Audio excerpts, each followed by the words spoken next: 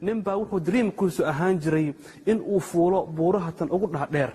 maalin maalmaha kamid ayuu buurtii uu jeclaa ayuu fuulay markuu dhaxda marayo uu buurtii uu bartankeeda marayo irka u sii dhow yahay oo meel sare uu marayo ayay meeshii inta lugta uga hoos baxday buu ka soo wilaawilagay markaas meeshii ka soo dhacay dhaxda markuu marayo geed qabsaday geedkii markuu qabsaday ayaa wuxuu yiri ilaahay u badbaadi waa habeen mugdi ah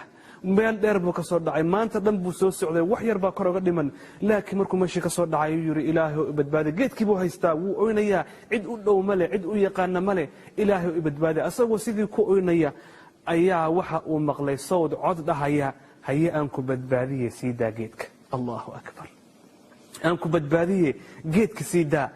markaasa wuxuu rabaa in la badbaadiyo haddana inuu sii daayo mar rabo geedka siidaa aan ku badbaadiye markaasuu ku dhagan yahay geedka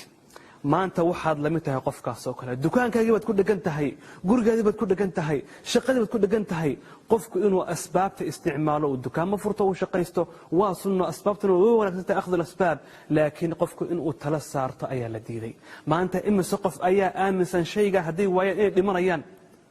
qofka muslimka ma aha qiidadiisu noocaas ma aha qofka muslimka waa qofka Allah ku dhagan subhanahu wa ta'ala war markasta ilaahay qabso war markasta ilaahay cusko dheh ilaahay baa waligayga ah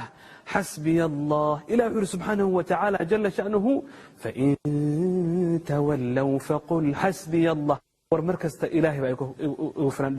أليس الله بكاف عبده نصن إلهي أدونك سكف النين ومن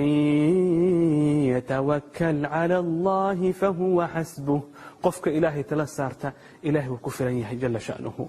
ومن يتوكل على الله فهو حسبه الله أكبر ورا إلهي تلساره إلهي اسكحر إلهي عسكو إلهي بري إلهي كلي عابد إلهي السجود كلا لا تطعه واسجد واقترب إلهي السجود إله سبحانه وتعالى وكعزيني بارك الله فيك السلام عليكم ورحمة الله تعالى وبركاته